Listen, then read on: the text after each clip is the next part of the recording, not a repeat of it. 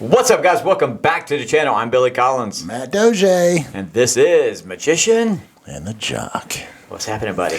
Man, got Mr. David Price in David today. Price up today. What's up, gentlemen? Looking snazzy. I'm trying. A real man wears pink, and he doesn't care what anybody thinks. He brought you up, and I was like, it sounds familiar. And then I'm like, yeah, I know him. Yeah, know each other from the gym, and I used to give Matt some pointers. You know, he's the reason that he's ripped the way he is. That was me. It's all me. I'm jacked to be here, man, because I have seriously mad respect for both of you for what you've done, for what you're doing. I am so honored, and you've had some real heavy hitters we were talking about beforehand, and it's just an honor to be here, man. I just am crazy respectful for what y'all are doing. So it's an honor to have you on as well. Can you just keep talking like that? Yeah, I can all day Please long. stop. I got it all day. Please don't stop. I think today's show is going to be awesome because I it's do too. great to talk to entrepreneurs, but a lot of business people are just kind of in the grind, doing their business stuff.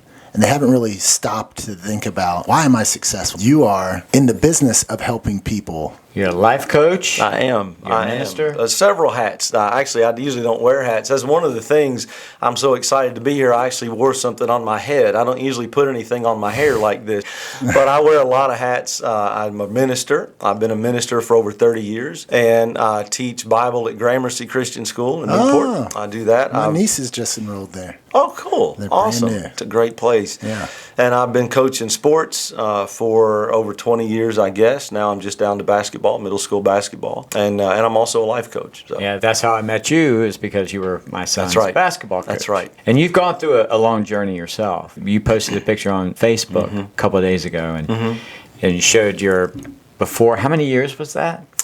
That was back in 2004, I think. I tell people I wasn't close to 300 pounds, but I could see it from where I was. And so it's on my frame. That's a lot of weight. You're taller when you laid down? I was, man. It was something. So, yeah. And so I was able to get that off and have been able to keep that off. So, it has been a long journey for sure. Yeah, but it's a big change. And did that have something to do with, I know for me, when I started really getting into shape, we were joking about, because I sit next to Matt, but he is an inspiration for me absolutely. To get into the gym and to better myself. And so it's a show. Mannequin at Dick's Sporting Goods. It is. He wears the Under Armour. He's on the middle section. There's a lot of mannequins walking around Moorhead for big, tall and big, or whatever that story is.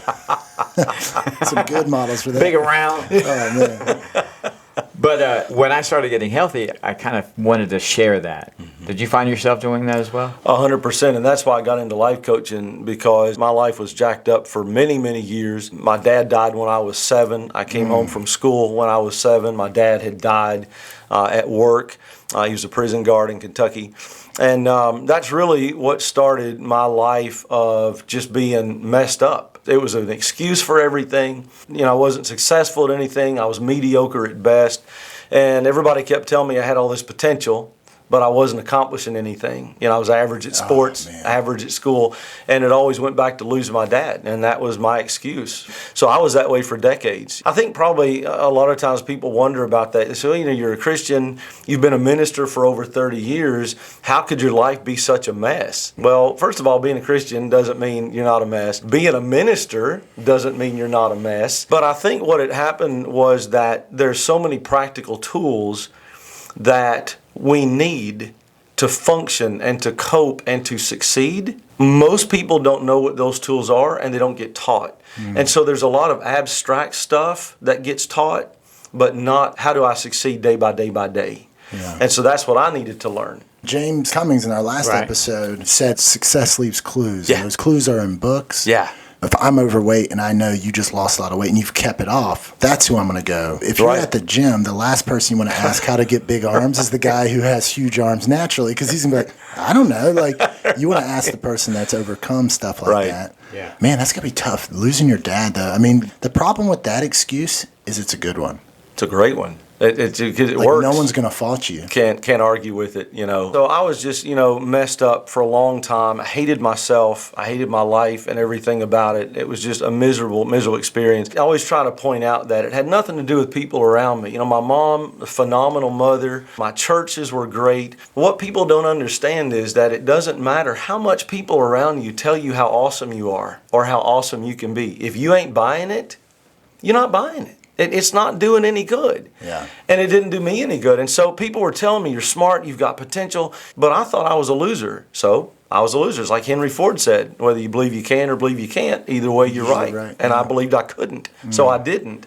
And I was that way for a long time, and I was bad at everything I did. I was miserable, and even at one point looked up how to commit suicide. Googled that, how to do that. It's interesting. Because a couple shows ago, I talked about how I wasn't at the point where I was actually physically going to kill myself, but I prayed to God that I would not wake up. I was doing the same thing, and thankfully around that time I realized I'd hit rock bottom, and so I asked a friend of mine, can you recommend a book that would help me out? I've got to get my life straight. And he said, University of Success, right off the bat, by Og Mandino. Man, I read that thing, and it absolutely turned my life around. And that was where everything changed. Wow. And I know it sounds like a cliche, but my life is so much happier.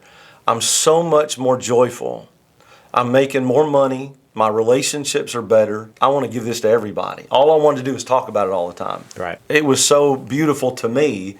I wanted to give it to other people. Yeah, it's deep when you get to that point where you're so happy that you want to share it. Oh man, it's a strong empowerment. You're like Tom Cruise on Oprah Winfrey Show. Yeah, you jump on the couch. Right.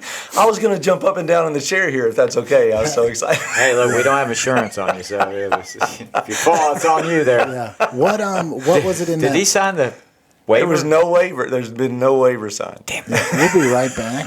We'll talk to our lawyers. Pause. Legal Zoom. What was it in that? What was it in that book? I tell people to read books, and they're like, well, which one should I read? I'm like, just start reading. Just read. Go to the personal, because in every book they recommend 10 more books. Right. I think it was Grant Cardone who said, you're looking for like $1 million nugget in every book. And then the rest you can just throw away. Right. What was it in that book that when you heard it, that's a radical shift? Man. Rock bottom to now, like, I'm so full of joy. Dude, it was a 180. Yeah, or as we say in Kentucky, a 360. It was a 180, but it was exactly what I needed to hear, which was, it's on me. And this is why with my coaching program, this is where I start. Session number 1 is taking 100% responsibility for your life and everything in it. Who are you blaming? What are your excuses, and what are you complaining about? And in the exercises we do, we don't ask people, are you blaming? Are you excuse making? Are you complaining? Because we know they are. We know they are, because that's just what people do. So we ask them, what are your excuses? Who are you blaming? What are you complaining about? And that's what I had to hear. What I had to hear was, yes, your dad died. There's nothing we can do about that. That's a terrible thing. But your life is a hot mess because you let it be that, not because of your dad. And that's what I needed to hear. And when I realized that I had some agency, that I had some control, that I had the ability to make my life better, it was just like, I don't have to live like this. I don't have to live like this. You almost need that realization first. I thought I had to. I thought I didn't have a choice but to live that way. Yeah. And that book turned me around, and it's been ever since. Wow. And this was, what year was this? I can't remember. I can't remember. I'm terrible with years. Maybe 6, 7, something like that. I can't remember exactly how long. It's because I got into coaching. I'm going on 6 years coaching in my coaching business. So somewhere around there. Oh, cool. Yeah. Man, that's inspirational. Yeah, before we got on, I went and dug out the first book I read. Yeah. Was it the psychology or the mindset of winning, or something like that? And it rocked my world. And I don't think people realize. I mean, I've had conversations with Donald Trump. I've had conversations with Brian Tracy just by reading their books, right? You get a in-depth, and it's there forever. So, but the thing is, it's like the cliche about a horse and water. I mean, people had tried, and one friend of mine in particular had tried for years to say to me, you can change your attitude. You can this, and I wasn't ready. And until people are ready, forget it. I don't go out and try to convince people you can't change to listen to me or to sign up for my program. If they're not ready, they're not ready, and it's not going to do them any good. So you kind of went through a transition. I did. I mean, we've talked repeatedly on the show about me going through the divorce and all that non so fun stuff. I finally had to look in the mirror myself and just kind of like, hey, it's your fault. It's on you. You got yourself into it, and I said in the video, if I put myself in, it's your responsibility your job to get yourself out. Nobody's going to come. There's no magic rainbow with a magic fairy that's going to change everything and help you. Exactly. You got to do it yourself. That means you got to grind. You got to get your butt up. I did that, and now I sit next to Matt Dodge on a weekly basis. I mean, it doesn't get any better than to reality. It doesn't get. Yeah. The heavy drinking comes, the smoking, all the 8 balls we do. Yeah, it turns out those books are bullshit. We're good. So, but you were ministering a long time. For over 30 years. I still am. And so there was a time, did you have, and anyone that does any kind of public speaking, we always get that imposter syndrome a little bit, you know? I still got it. And it's like a pastor that says, like, if I knew what my congregation has done, I wouldn't let you in the building. And if you knew what I had done, you wouldn't let me in the pulpit. Absolutely. You know? Absolutely. How did you, because a lot of people, especially new in business, even if you're not rock bottom, but you're just new in something, you don't have credibility in it. Could be like with us with the show, you know, you have imposter syndrome. How do you help people overcome that? It was hard. It really, though, it's funny, Matt, that it's always been an advantage to me because I'm very open about my mess. I don't mean specific. I don't get and vomit I don't do that. But in my preaching, I'm very upfront with people, and in my coaching, I said, look, I struggle. This, and it's made me much more approachable. And over the years, one of the things that I've been really, really happy about with my ministry is people will be very comfortable and come. And you can probably imagine some of the stuff I've heard over the years. It's been pretty crazy, but they're comfortable talking with me about it because I'm open about. And I think this is where a lot of ministers, and I know this isn't church, but this is where a lot of ministers and a lot of business people get it wrong. We try to come off as I've got all the answers. I've got it all together. That's not approachable. The Pope syndrome. Yeah, and if you're not approachable, then people aren't going to approach you. You know, you're losing out on the opportunity to serve and in business to make money. Yeah, I was going to say, once you lose your congregation, that's your money. Absolutely. At the end or of the day. or the opposite can happen, and you can achieve a lot of success. And you know what I mean? You can, like the whole fake it till you make it. Yeah, that was going to be my question, too. You can kind of get trapped by that. And that's why you'll see, you know, people with, what's his name, Francis Chan, was a pastor out of Seattle, who just completely stepped back, you know, on top of the world. Right. But, sorry, just that. Yeah, no, I was going to touch on the fake it till you make it. Is there a problem with faking it until you make it? It's 100% necessary. So assuming you eventually make it. Right. Let's try to make it. Yeah, but there's a balance, and this is, you know, one of the things, Billy, one of the things you were mentioning you might want to talk about later in the show, and I was thinking about this. So much of this is a balance. You can't be entirely fake. You know, you can't just act like everything's great when it isn't. But there is a degree to which you can put on a smile, and this is what I teach in my program. Put on a smile, sit up straight, put your chest out, put your head up. I just felt better. Yeah. And I feel great already. But when I just did that physically, I got chills. I feel better, right? And this is what we teach people. If you're having a down day, if you're having a struggle, having a problem, yes, you can smile, stand up straight, put your shoulders back, and you're going to feel better. Are you faking it? You sorta, but your physiology, your physiology affects your mindset. They actually did a study where if you take a pencil, hold it in your mouth right here, you will feel better, and because it's firing the muscles that you use to. I mean, try it if you're at home right now. Take a pencil, put it, and you'll fit your physiology. Same muscles that you use when you instantly. smile. Oh, Yes, right. And I was like, bull crap. And I did it. And I'm like, I feel so good. look at the flowers. This is amazing. Bite the This is the pencil bluest sky I've ever seen. But no, that's what you're talking about is huge. I remember in football, especially if the quarterback is slumping their shoulders, Yes, sir. the coach will light his ass up. Yep. He's like, I don't care if you just threw a pick. These guys are feeding off your energy. And it can kind of come off woo-woo a little bit. Well, and we were talking before the show. We've almost got too intellectual as a society to where we discount things like Man, this. I will tell you something, man. I mean, I'm a Christian, so I mean, a lot of people would say I believe in some wacky stuff anye because I'm very conservative. Monster in I'm the a Bible sky. literal. Yeah. I'm the whole thing on you know the flood and the whole thing. I'm a believer, but woo woo is real. I mean, it works, man. When you do things like affirmations, and not the Stuart Smalley, I'm beautiful and everybody. We taught that. But when you do affirmations, when you deal with self-talk, when you do the things that we teach, gratitude practice, morning routine, man, it makes all the difference. And people can knock it all they want to, but I'm living proof. I'm as happy as I've ever been because of the woo-woo stuff. It works, man. So what Zig Ziglar said, I chose a long time ago that today would be a great day. Right. You know. Right. Make it happen. Yeah, absolutely. Yeah, that's kind of what I pride. I have pride in this channel and what we do. I think because, we discussed earlier, kind of our niche for the show is. Small town, big sound. We have big movers and shakers, and sometimes you have to feed into the woo-woo. And I think we do that here. We allow people to have voices because you had mentioned that you don't hide anything and you're open. Yeah.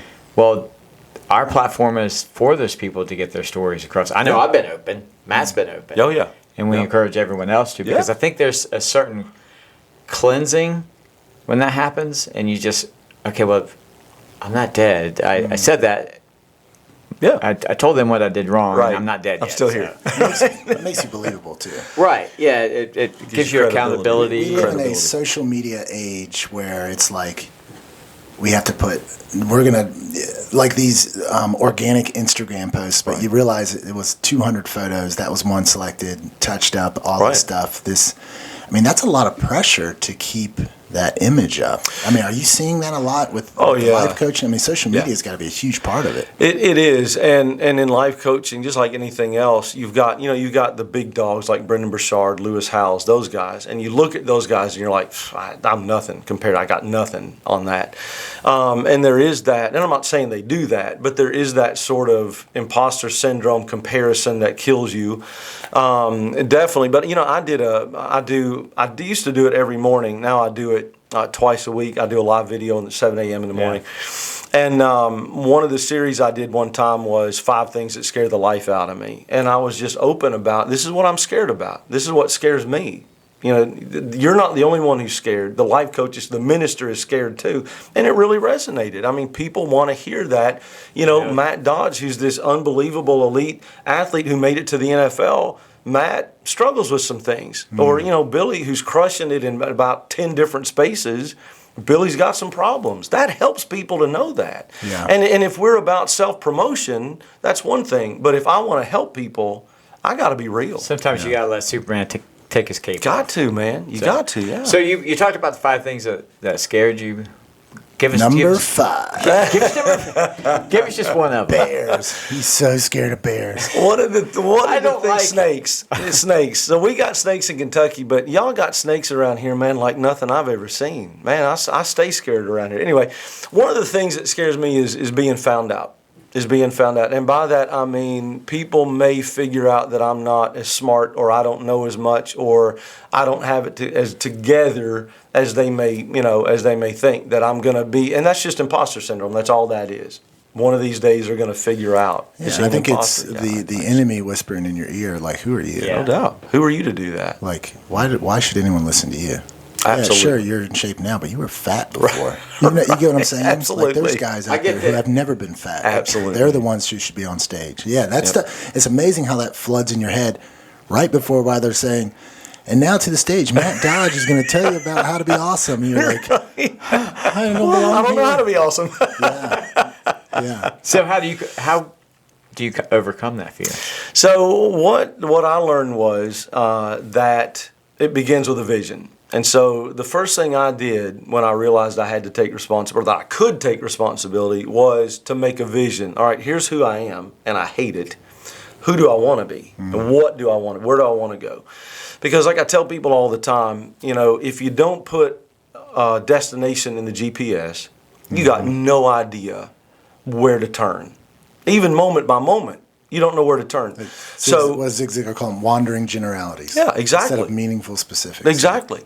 So I created this vision of what I want my life to be, down to the details, family, money, house, car, whatever. And I have that vision. And that's what staying connected to that motivates me every day. That's one thing I was missing before. I didn't have a vision. I didn't have anywhere I wanted to go. I knew I hated this, but I didn't know what I wanted that to be.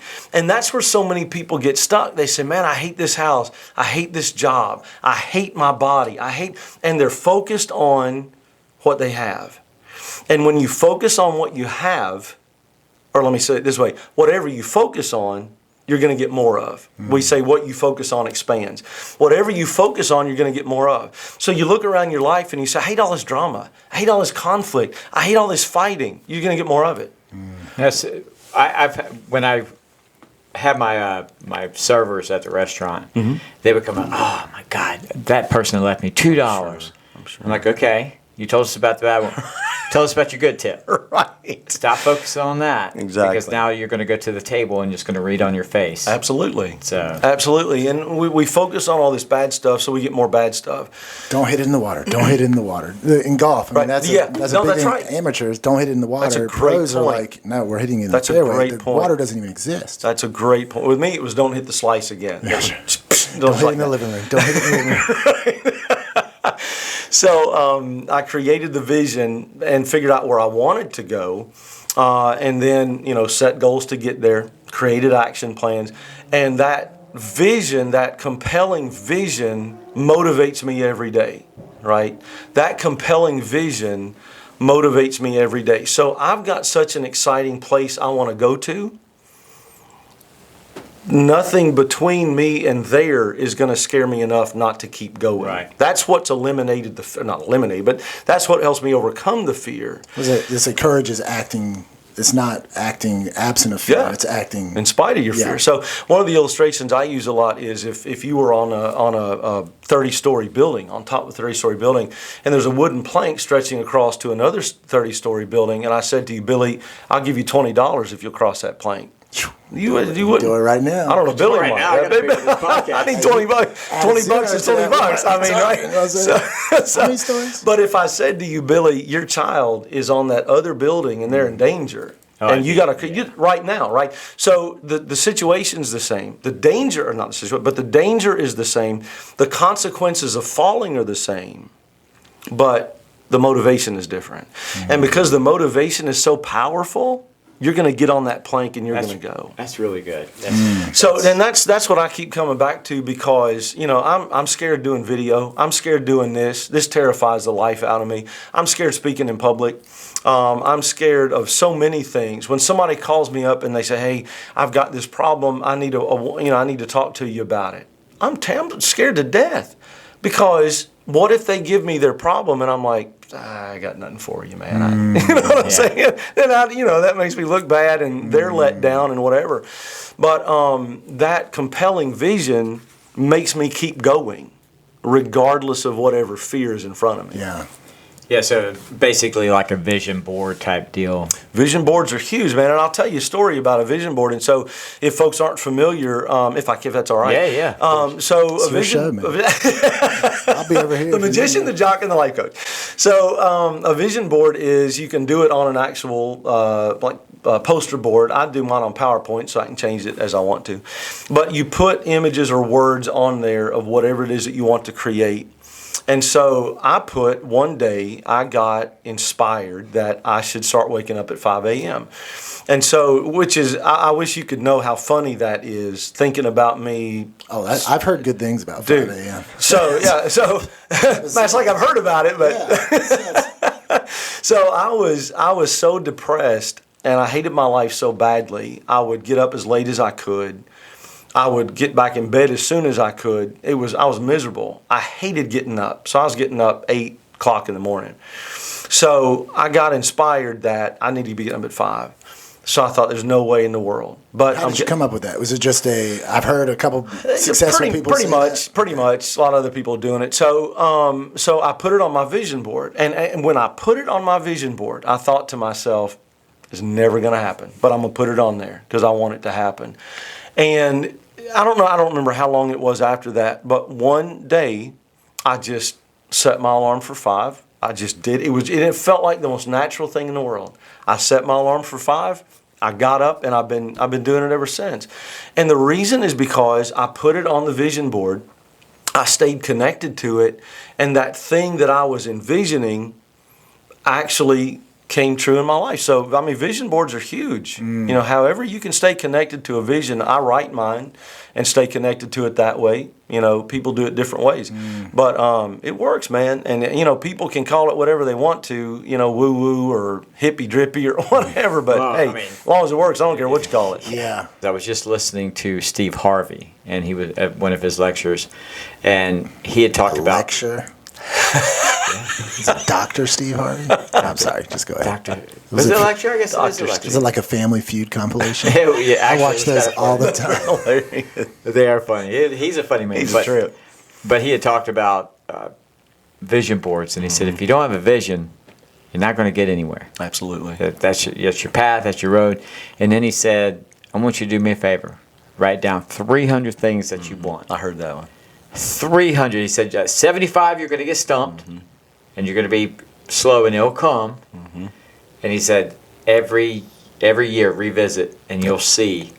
You did 10, and you'll be like 10% of them done. Yeah. He said you'll be amazed on how much you've accomplished. So what's the difference between a vision board and setting goals? If you start reading personal development books, Zig Ziglar, Brian Tracy, Jim Rohn, all these guys, they almost unanimously agree, set goals. Is it kind of are goals the way to, you mentioned the GPS, right? Your vision is like putting the destination in. Are the goals kind of like the steps or how you're planning to get to them? How do you view goals? So what we teach is that you create your vision, and then you look at your vision and you kind of look at your life in big major areas: spirituality, health, family.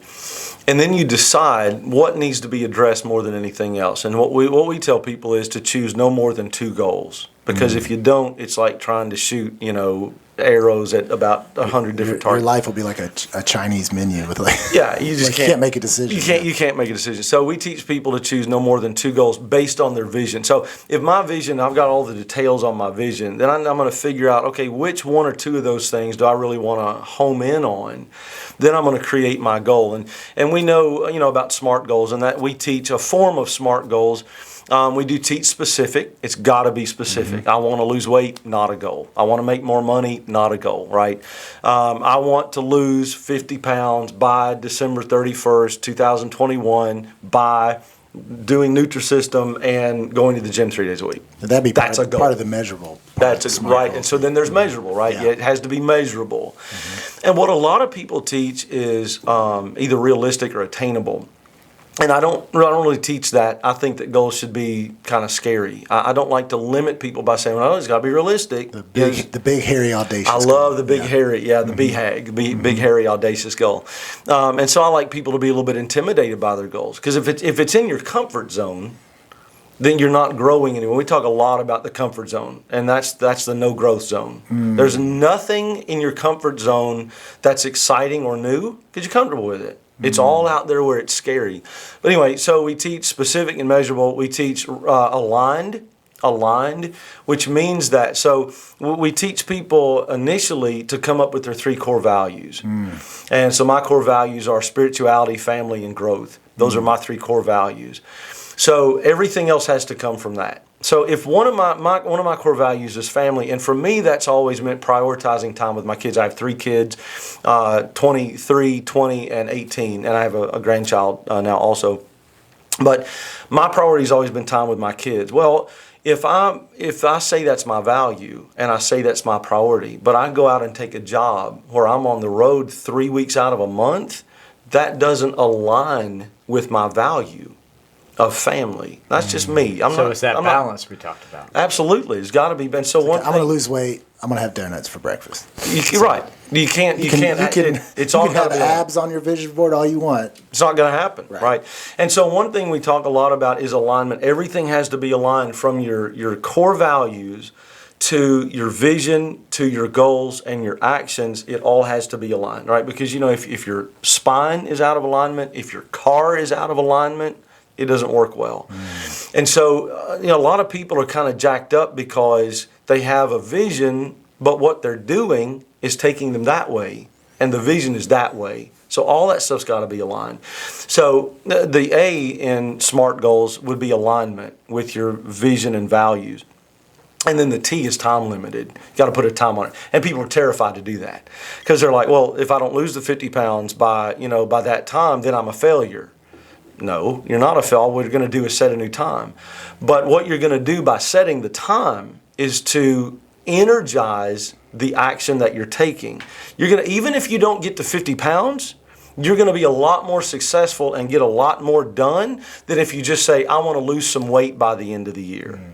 That's a boring goal. I did a couple bodybuilding shows, and I tell people, like, if you there's a lot of people in decent shape, but they want to get in ridiculous shape. Right. And I said, there's no way in hell I would have put up with that diet, dieted for 12 weeks, right. Done hour of cardio every day, Yep. gallon of water, doing all that stuff, if I didn't know on August 15th Yes. or whenever it was, I was going to be on Yes. stage in practically your underwear being judged. That, Yeah. That's a good motivation. Yeah. It will get you started. It will, and that's kind of what you're talking about with like setting a deadline. How do the tough part in the real world? You mentioned I'm responsible, right? Mm-hmm. I have the power to do this. Sometimes it's easier, and you see a lot of former athletes and a lot of former military struggle with this. There's no one telling you what to do, right? If I don't lose that 50 pounds by July 1st, I'm not getting yelled at. I'm not. How do people learn to hold themselves accountable and actually stick to it? Yeah, that's a great question, and really that's the secret sauce, because if you can't do that, nothing's going to happen. So there's actually several moving parts to that. Because you can keep moving the goalposts. Oh yeah, and and salve your conscience. So the first thing that I recommend to people is, and this isn't a plug for life coaching by any means, but frankly, a lot of people who are stuck, or a lot of people who are struggling or miserable and happy, they absolutely do need somebody to come into their life and say, here's how we're going to do this, and I'm going to support you while we do it, right? And Not just give you a plan. Here's the consequences. If you don't do it. Right. So you need, even if it's not somebody you pay, but to bring somebody into your life and say, hey, will you keep me accountable? Will you call me every week? Can I text you every day? And that gets the habit of accountability. And then as we do the things that we teach in personal growth, like morning routines, learning how to manage self-talk, as you grow in your personal development, you become a more mature, a stronger, a more accountable person. But what we begin with is let somebody be your accountability partner. Have somebody hold your feet to the fire. And you don't want it to be mom, probably, because mom's going to be like, oh, it's okay, whatever. You want it to be somebody who's going to say, hey, if your mom's still whooping your ass when you're an adult, see, you got a problem. You got problems. You gotta cut that umbilical cord. Now that's good. I mean, I know a lot of Christians or whatever will have accountability partners with their phones. So whatever website I go to, you're going to see it. Yep. Even if you're not even going to chastise me, the fact that you're going to see it is enough. Exactly. Oh, absolutely. Man, absolutely. glad we don't do that. Here's a good question. Kind of an aside. Would you rather never have the internet again, or have your internet history printed off for everyone to see? I'd be like, been real, YouTube. Enjoyed it. I see you guys going off the grid. Turn into the Unabomber. Off the grid. Oh, man. Yeah. Going out. Another thing, Matt, that occurred to me while you're talking about accountability and time limit, another thing that makes people accountable is spending money. A lot of times people are criticized, even like Christians who write books, are criticized for charging money for the book. Well, first of all, you're profiting off the gospel. Exactly. So first of all, you can't keep doing what you do for free. Nobody can do that, right? But spending money makes people take it seriously. One of the things that people say, and I'm a runner, and I went from going on 300 pounds to, at one point, I was able to run 18 miles at a time without stopping. I've done several half marathons and stuff. Congratulations, by the way. I appreciate that. That was massive. It was pretty rough. I've watched people run that I can't even drive that far. I fall asleep. I get tired. But one thing that people say is, but pay for a marathon, or pay for a half marathon, pay for a 5K. Now you've got the time time limit, and you've invested money, and people hate to waste money. So if you invest in it, you're much more likely to make use of it. And I see it all the time. I mean, people who, not always, but a lot of times people who get coaching or mentoring or whatever for free, they just don't make use of it. They don't get the value out of it. When you pay, you pay attention. Right. That's exactly it. Mm-hmm. Exactly. Yeah, I mean there's a lot of truth to that, but that's something I found being a former athlete, and I mentioned former military. Your day is so structured. 7 to 7:04 p, 7:05 team meeting, 7:15 special, and there's a lot of freedom within that system. Our school system's set up like that. This time you're in first period, second period. You get what I'm saying? Oh, yeah. It takes a lot of the thinking out of it. Yep. And then you get into the real world, and it's like, it's not as I don't know what to do with my hands. And you realize, man, I accomplished a ton while I was in that crazy structured system that I couldn't wait to get out of. And now, I don't know if there's any way, I'm never going to hold myself as accountable as a strength coach. Right. Like if I was late, if I showed up to the workout at 6:01, you were doing the Stairmaster for the entire time, and it sucked. Like, so there was very real consequences. Maybe I'm kind of projecting a little bit, but like I could use this. Most people, I mean, there are some type A's out there, who are self-sufficient in that regard, and they go crush it. That's not the rest of us. I think always, I've got a coach. I mean, I was going to ask you that. Yeah, over the last how many ever years, I've spent over $30,000 of personally my own money on coaching for me and for my business, right? So you're always, most people are always going to need somebody who's there to keep you going. And so that's a big part of what we teach is positive network of people, people who are going to build you up, people who are going to hold you accountable. It's a huge social aspect to the whole thing. It's a big emphasis we put on that. Absolutely. Yeah. I think there's also a bit of realistic goals too. Like, I get people to come up to me on a regular basis. They're like, "Oh, you lost weight, your tone." Like, I want to do that. How do I do that? Yep. I'm like, okay, be careful what you wish for. Yep. Because what I do and what you're capable of may be two different things. I usually tell people, I'm like, set a goal and add one. Yep. Just add one. If you want to lose 50 pounds, add just one more pound. Go to 51. I love it. Because that way you have a goal, and it's something that in your mind you can obtain, and yet you're pushing yourself. Because for me, it's, I'm at the gym at 5:30. I might do a second workout. It's eating extremely boring. I mean, I could pretty much eat the same thing every day and be fine with it. Me too, yeah. To get that. So, and when I go, I'm like always pushing for one more. Yep. One more. So, one thing I love about what you're talking about, Billy, too, is that a lot of people want the results, but most people don't want to do what it takes to get them. There's a story about, I don't remember who the piano player was, a great piano player, but a lady walked up to him and said, "I would give my life to play the piano the way you do." And he said, "That's exactly what I did." And most people aren't going to be willing to do what you do or to do what Matt has done. So you don't get those kind of results with lackluster effort and planning and that kind of thing. So, people can wish all day that they get the elite results, but it takes elite effort. And I think a big thing too is if you're on chapter 1, don't go to guys on chapter 20. That's amazing. And be like, hey, I need to do what you do. Perfect. I remember when I was personal training years and years ago, I was jacked. I'm like, I've got the secret, dude. Trust me, you want to be in shape. You're going to get so much more attention, blah, blah, blah. And I would try to change their meal plan. These people are like, we eat hot dogs for breakfast. The worst diet you could think of. And I'd be like, okay, we're going to get you on 5 meals. We're going to have this much protein, this much blah, blah, blah. 2 gallons you're going to get 10 hours of sleep, work out 5 days a week. And they couldn't do it. Never happened. And what I realized, if I could just get them to work out, just work out once a week. Yep.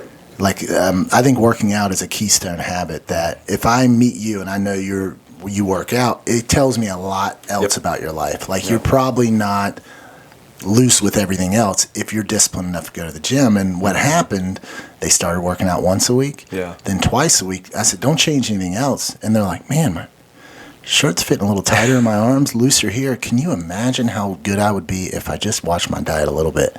They made that mental leap, and it was so much more effective than, you know, It was a lasting. Because they made the change, but they also got buy-in. Well, and they weren't trying to do They weren't trying to do your workout and diet, because that's going to fail every time. If I tried to do I had a trainer, and Matt, Billy might know him too. I won't name him, but I knew a trainer one time, and he said, "How do we know if we know him?" He told me, "Well, I don't know." I know him. But he said, I asked him, because he was just humongous and jacked, and I said, I want to do that. And he said, well, do this and this and drink 2 gallons of water every day. Well, it diluted my salt so badly, I got sick. I can't do what he does, not yet, right? So I've got to start. And so what we teach in our program is think big and start small. You've got to start small, because that, like you said, Billy, that's what's going to last. Right. If I go try to do, or even Billy, what you do, if I try to do what either one of you do at the gym, I'm going to try it once and I'm never going back.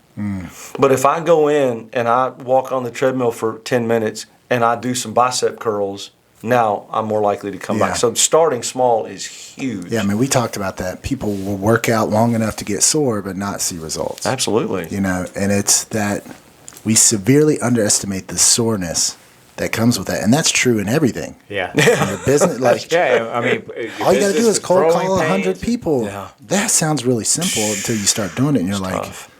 oh my God, this is what it takes. You know, Yep. that's interesting. And so if I'm hearing you correctly, you're talking about setting a vision. And that I think the first thing is to believe, like you mentioned, read that book, and you're like, wait, I don't have to be like this. It's kind of that realization. Yeah.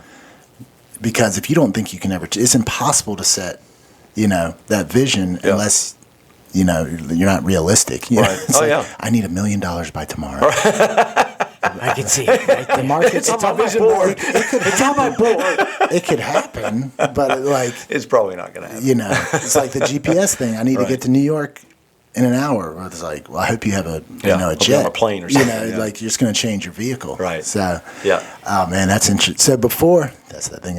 Billy said we're going to do a drinking game. Every time I say that's interesting. But before we went on, I asked the question of if this happened overnight to the population, what would that thing be that would put you out of business? That's such an awesome question, and it's funny, you know. For as a minister, it's a totally different answer, right? You know, people stop sinning. I would have a job. Some job security, right? But as a life coach, that's one of the most interesting questions I've ever gotten. As a life coach, I think, you know, Matt, what I said was, if people would learn how to get out of their own way, because one of the earliest affirmations I learned was, the only limitations I will ever have are the limitations I place on myself. And I said that every day, multiple times a day, for a long time, until I started to believe it. And I think that's it. People don't realize that their limitations are self-imposed. Now, we're not talking about physical limitations. I'll never run a 4-minute mile. That's just not going to happen. I can't run an 8-minute mile. Not with that attitude. Well, that's a good point. Will you coach me, Matt? The physical limitations is one thing. But as far as the things that you can do in life, that you can overcome, the things that you can create, the only limitations we have are the limitations we impose on ourselves. And so I learned many years ago from David Bayer, and I always try to give him credit because this absolutely revolutionized my life, how to overcome limiting beliefs. And what he taught about, and this is what I teach other people, what he taught about that was to list all of your limiting beliefs. And I was talking to a friend of mine about this one time, and he said, I don't have any of those. I don't have any limiting beliefs. I said, but you never tell yourself you can't, you're not good enough. He said, oh, well, wait a minute, maybe I do have some. So you list all of your limiting beliefs, every single one. And when I listed mine out, I had a whole page typed up of limiting Steve beliefs. Harvey said do 300 of those. Yeah, I had about 300. I'll do that every day. But then for each limiting belief, you write an empowering belief. You don't even have to believe it. But instead of saying, like, one of my limiting beliefs was, I'm always a quitter, I never finish anything I start. That was one of mine. My empowering belief was, I am a finisher. But when you say that, your brain says, no, you're not. It's like an identity crisis. Yeah. It's like looking in the mirror when I was, 280 and looking in the mirror going, you're thin, you're fit, you're healthy. And my brain is going, dude, you're crazy. Right? So the million-dollar question then is, how do we learn to believe the empowering belief and not believe the limiting belief? The answer is evidence. And so what David Bayer teaches is to stack evidence, whatever evidence you can come up with, for those empowering beliefs. So my limiting belief was I'll never finish anything. My empowering belief was I'm a finisher. What evidence do I have that I'm a finisher? I finished high school. I finished paralegal school. I finished a diet plan I was on, or whatever I've ever finished in my life, I'm going to write that down. It doesn't have to be applicable to the specific thing, but if I've ever finished anything, I write all that down. And every morning I went over that list: limiting beliefs, empowering beliefs, evidence, every single morning. So what I began to notice was during the day when a limiting belief would pop up, the empowering belief would pop up with it, and the evidence would pop up with it. And I began to go, wait a minute, maybe I do finish some things. Maybe I can accomplish some things. Maybe I'm not a loser at everything I do. And it just changed my life. I mean, it just completely allowed me to overcome my limiting beliefs. I still have them, but now I know how to deal with them. It's in the same way as someone who's in really good shape. They have a crisis when they're looking. They don't even have a crisis when they look at really unhealthy food. It's not even appealing. Right. Because they like, this is, and we keep going back to that, but it's concrete, Yeah. Man, I'm not going to say the I word, but That's interesting. Something, yeah. That's astounding. I'm noticing an interesting thing. How much emphasis do you put on gratitude? A ton I've heard on you- gratitude. Oh my goodness, yeah. So we teach an intentional gratitude practice, and so we're big on morning routine. And you may have read the Miracle Morning by Hal Elrod. I highly recommend it. He teaches a morning routine it's 6 points, specific things to do every day. These are the things that you need to be doing. I did that for a while. It didn't really work for me entirely. So what I teach is for people to create their own morning routine. The other day I posted somewhere 18 ideas for a powerful morning routine.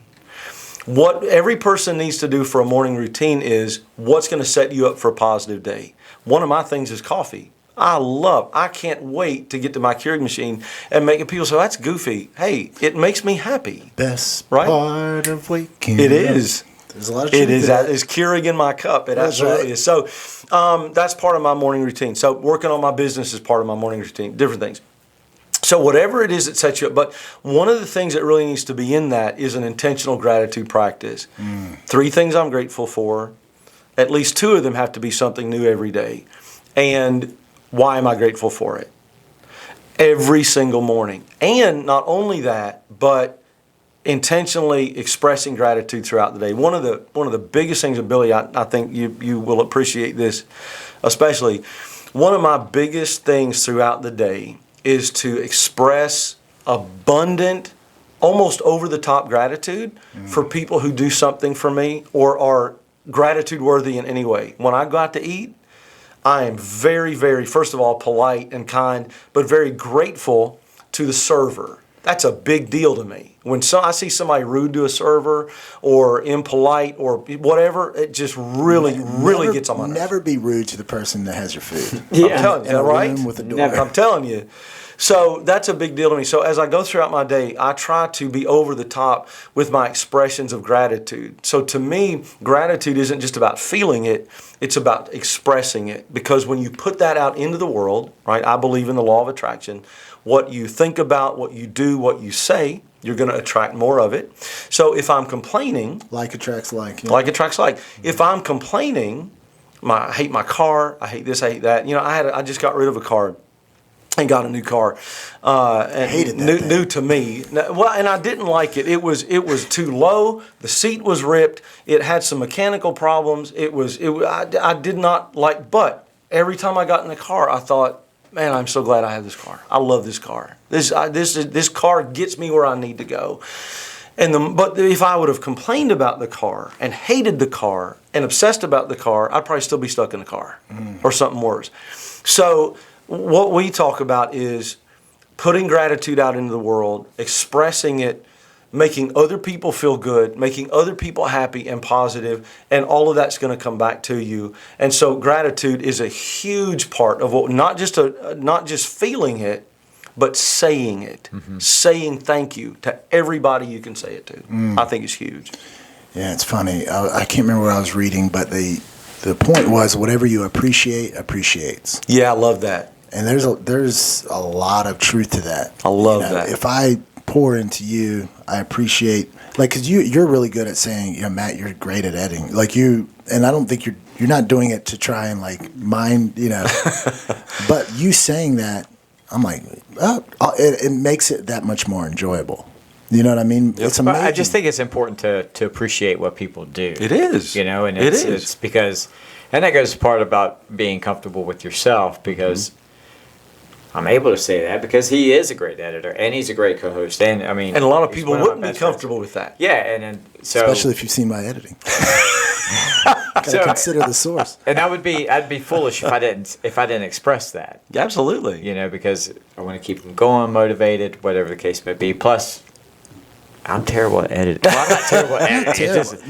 But I mean, I don't have a lot of time to edit with. Right. So it's just it's a two-way street, right? It's helpful. It's healthy for me to appreciate you, but like you came on the show immediately, we're saying, hey, I just want to commend you guys for what you're doing. Thank you so much for letting me on. This is awesome, and that made us like. Yeah, it made us feel good. Puffed up. You know, so it's what we call a virtuous circle. I mean, everybody's familiar with the cycle, rather. Everybody's familiar with the vicious cycle. A vicious cycle is a husband, criticizes his wife, so she yells at him, and he yells at, and it's a vicious cycle. Always ends with the dog getting killed. But there's always the dog thing. But there's also a virtuous cycle. So when I'm kind to Billy, and I make Billy feel good about himself, then he's kind to Matt. Matt goes home, he's nice to me. And it keeps going up and up and up in a virtuous way rather than a vicious way. And that's huge. And, Billy, what you said about being comfortable, I mean, my goodness, how many people are uncomfortable telling somebody I love you, or I appreciate you, or, like you said, you're really good at that, or you're better at that than I am. So many people are uncomfortable with that because we wear this front, this front that we've got. Everybody has to think that I've got it all together. When we've got to be comfortable with being real about who we are, kind of getting back to what we said before. Yeah. I think a lot of that has to do with one age. At 49, I'm like, I've gotten this far. Yeah. I think I'm gonna be fine on my own, and if comfortable of who I am and what I've become. Yeah. I mean, you're like 90% there, man. I know, right? Jeez. I am thankful for AARP, Billy. I think I'm just gonna go shoot myself now. No. Yeah, there's. So I hear. No, obviously you're a life coach, right? Anyone who's been on LinkedIn for 5 minutes sees. If I see another 25-year-old life coach, you get what I mean? Do. There's more of those. And I think wisdom comes from experience more times than not. Bad experience. You have a lot of wisdom in how to pull yourself out of a rut. You can't have that wisdom unless you're in that rut. Yeah. So how much do you think? Because holding yourself out as a life coach, how do you get the fortitude or the almost arrogance